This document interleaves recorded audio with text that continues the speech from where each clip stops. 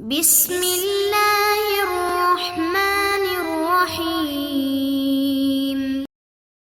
السلام علیکم معزز طلبہ کرام، آپ سب کیسے ہیں؟ آج ہم اصول الشاشی کے سبق نمبر 70 کو پڑھیں گے۔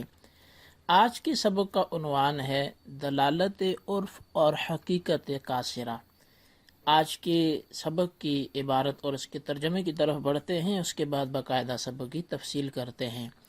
آج کی ہمارے سبق کی عبارت وبہذا ظہر سے شروع ہوتی ہے۔ مصنف علیہ رحمہ لکھتے ہیں وبہذا ظہر ان ترک الحقیقت لا یوجب المصویر الی المجاز، کہ اس بات سے یہ بات ظاہر ہو گئی کہ حقیقت کو چھوڑنا مجاز کی طرف رجوع کرنے کو واجب نہیں کرتا، بل جاز ان یثبت بہ الحقیقت القاصرۃ، بلکہ جائز ہے کہ اس سے حقیقت قاصرہ ثابت ہو جائے۔ ومثالہ تقیید العام بالبعض، اور اس کی مثال عام کو بعض کے ساتھ مقید کرنا ہے۔ وکذالک لو نظر حجا او مشیا الی بیت اللہ تعالی او ان یضرب بثوبہ حطیم الکعبۃ یلزمہ الحج بافعال معلومۃ لوجود العرف۔ اس کی مثال عام کو بعض کے ساتھ مقید کرنا ہے، اور اسی طرح اگر کسی نے حج کی نظر مانی یا بیت اللہ کی طرف چلنے کی نظر مانی یا اپنے کپڑوں سے حطیم کعبہ کو مارنے کی نظر مانی، تو اس پر افعال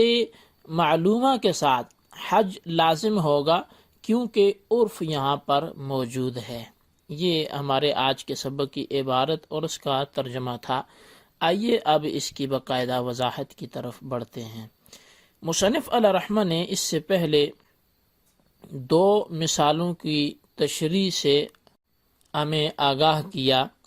اب ان دو مثالوں کی تشریح سے حاصل ہونے والے ایک اصول کو بیان کرنا چاہتے ہیں۔ وہ اصول یہ ہے کہ جب حقیقی معنی پر عمل کرنا متعذر ہو یا مہجور ہو جائے تو اس صورت میں معنی مجازی کی طرف رجوع کرنا ضروری نہیں ہے، بلکہ حقیقت قاصرہ بھی مراد لی جا سکتی ہے، کہ جس طرح گزشتہ دو مثالوں سے واضح ہوا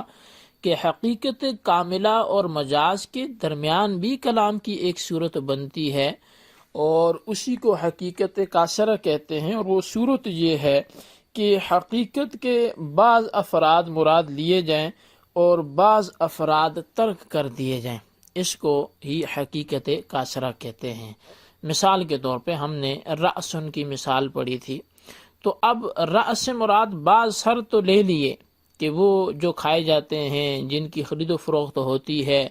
اور بعض سر چھوڑ دیے گئے کہ جو اس طرح عرف میں نہیں آتے، جیسے چڑیا کا ہو، کبوتری کا ہو، تو لہٰذا حقیقت کے ہی بعض افراد کو مراد لے لیا اور حقیقت کے ہی بعض افراد کو چھوڑ دیا،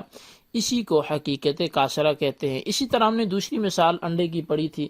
کہ بعض تو انڈے مراد لے لی گئے، یعنی جو مرغی کا ہے جس کو عموماً کھایا جاتا ہے، اور باقی بات کو چھوڑ دیا گیا، جیسے چڑیا کا ہے، کبوتری کا ہے، تو اب ان انڈوں کو چھوڑ دیا گیا، حالانکہ دونوں انڈے حقیقت ہی کے افراد ہیں، تو گویا حقیقت کے بعد افراد کو مراد لیا اور حقیقت کے بعد افراد کو چھوڑ دیا۔ تو نتیجہ کلام یہ ہے کہ حقیقی معنی کو ترک کرنے سے یہ بات لازم نہیں آتی کہ معنی مجازی ہی کی طرف رجوع کیا جائے۔ مصنف فرماتے ہیں کہ حقیقت قاصرہ کی مثال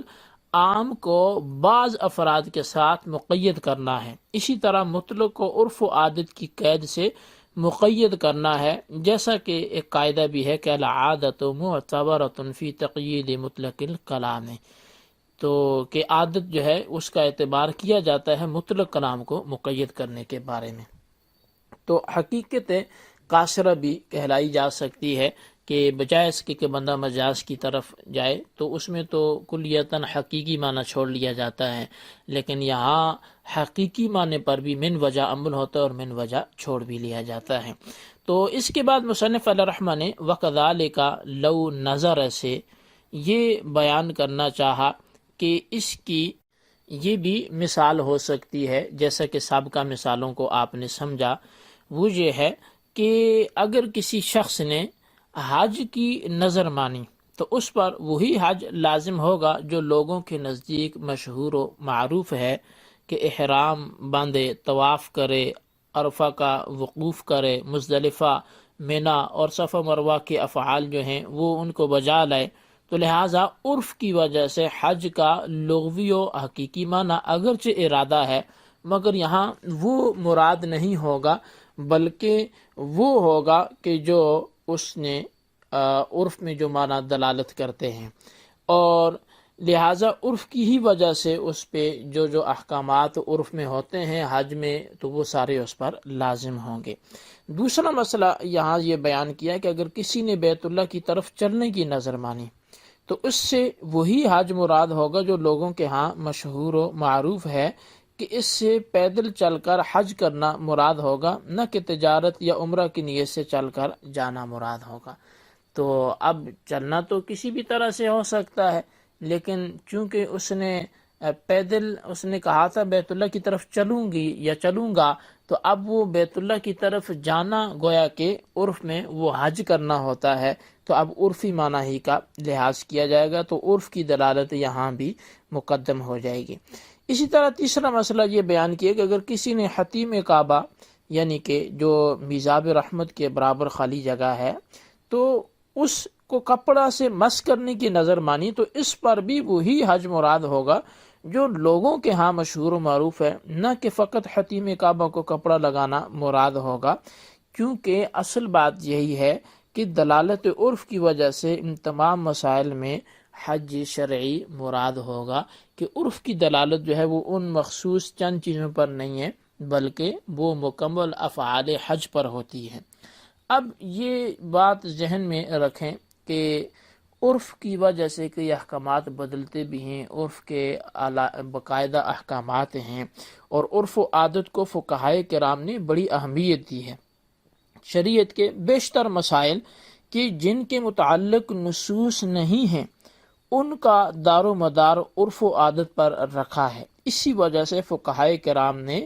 مفتی وقت پر یہ زور دیا ہے کہ وہ مسائل کے جواز اور عدم جواز میں عرف و عادت، فساد زمانہ، عموم بلوہ، ضرورت اور قرائن احوال پر نظر رکھ کر فتویٰ دے۔ اگر ان امور سے جاہل ہے تو اسے غیر منصوص علیہ مسائل میں فتویٰ دینے کا قطعاً جواز نہیں ہوگا۔ لہٰذا یہ فقہائے کرام نے باقاعدہ اس چیز کی صراحت کی ہے۔ اور زمانے کے بدلنے سے احکام کا بدلنا بھی فقہائے کرام کے نزدیک مسلمہ اصول ہے کہ بہت سارے احکام کہ جن کی بنیاد صاحب مذہب مجتہد نے اپنے عرف اور اپنے زمانے کے احوال پر رکھ کر بیان کیے تھے، مگر وہ احکام زمانے کے بدلنے سے بدل گئے۔ اس تبدیلی کی دو وجوہ ہو سکتی ہیں، ایک تو یہ کہ لوگوں میں فساد آنے شروع ہو گیا، اس وجہ سے احکامات بدل گئے، دوسرا یہ کہ عام ضرورت کے پیش نظر وہ احکامات جو ہیں وہ بدل گئے۔ اس کی مثال یہ ہے کہ علامہ علاء الدین حسبکی رحمۃ اللہ تعالیٰ نے لکھا کہ اس زمانہ میں تعلیم قرآن، تعلیم فقہ، امامت اور اذان پر اجرت لینے کے جواز کا فتویٰ ہے، اور اجرت پر رکھے جانے والے کو اجرت لینے پر مجبور کیا جائے گا۔ قرآن مجید کی تدریس پر علماء متقدمین نے اجرت لینے کو ناجائز کہا ہے۔ اب یہ اس دور کی بات ہے جبکہ متاخرین نے جائز کہا ہے۔ اب متقدمین اور متاخرین کے درمیان جو حد فاصل ہے وہ 300 سال ہے۔ متقدمین علماء کا دور 300 سال قبل اور اس کے بعد متاخرین کا دور آتا ہے۔ اب فقہائے کرام کی عبارت اس بات کی رہنمائی کرتی ہے کہ جس زمانے میں دین میں سستی، کاہلی واقع ہو اور لوگوں کا رجحان اللہ تعالیٰ اور حضور نبی کریم صلی اللہ تعالی علیہ وسلم کی طرف کم ہو جائے، دنیا میں لوگ زیادہ کھو جائیں، فکر آخرت بھول جائیں، مذہبی رنگ کم ہو جائے، اسلامی شعار کو ترک کر دیں، غیر مسلموں کے سامنے اجتماعیت کا ظہور نہ ہو رہا ہو، انفرادی اور اجتماعی طور پر اسلامی رسومات کو ادا کرنے پر کوتاہی کی جا رہی ہو، تو ایسی صورتحال میں مذہبی پروگرام منعقد کیے جائیں کہ جن کی وجہ سے لوگوں کا رجحان اللہ تعالیٰ اور حضور نبی کریم صلی اللہ تعالی علیہ وسلم کی طرف ہو، خصوصاً جب لوگوں میں عشق مصطفیٰ اجاگر ہوگا تو خود مذہبی رنگ معاشرے پر آیا ہوگا۔ اسی طرح اولیاء کرام کے فضائل و مناقب کے لیے محافل منعقد کی جائیں۔ تو بہرحال یہ کہ اب عرف جیسے بدلے گا تو عرف کے مطابق جو مفتی وقت ہے ان کو ان چیزوں کی رعایت کرنی ہوگی۔ کئی احکامات ہیں جو عرف کی وجہ سے نہیں بھی بدلتے، بعض بدلتے ہیں، بہرحال اس میں کافی تفصیل ہے، لیکن عرض کرنے کا مقصد یہ کہ دلالت عرف بھی ایک چیز ہے کہ عرف کی دلالت کی وجہ سے بھی حقیقت کو چھوڑ لیا جاتا ہے۔ یہ ہمارا آج کا سبق تھا۔ آج کے سبق میں ہم نے حقیقت قاصرہ کی تعریف پڑھی، دلالت عرف کے لیے مزید کچھ چند مسائل سے وضاحت پڑھی۔ اس کو اپنے الفاظ میں نوٹ کریں، رجسٹر پر لکھیں، اور بالخصوص ان سوالات کے جوابات دیں۔ سوال نمبر 1 یہ ہے کہ حقیقت قاصرہ کیا ہے؟ تعریف قلم بند کریں۔ اور سوال نمبر 2 یہ ہے کہ عرف کی ضرورت پر یا عرف کی اہمیت پر چند باتیں زینت قرطاس کریں۔ اللہ تبارک و تعالیٰ سے دعا ہے جو کچھ ہم نے سنا اسے یاد رکھنے کی توفیق نصیب فرمائے، آمین بجاہ النبی۔